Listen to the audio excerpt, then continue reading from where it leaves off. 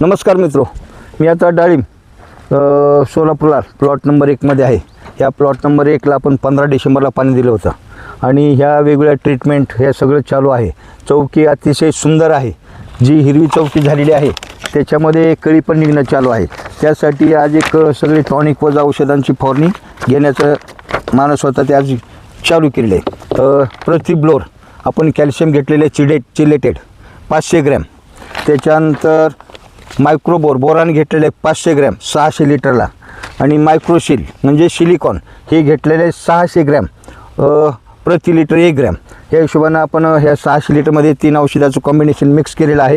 ह्याच्यामुळं काय होईल, कळी एकदम जोमदार निघेल, त्याच्यानंतर कळीची गळ होणार नाही आणि कळी स्ट्रॉंग निघेल.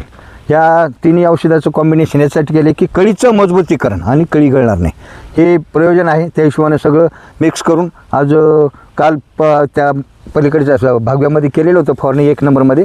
1 नंबरसोबत हा प्लॉट आहे.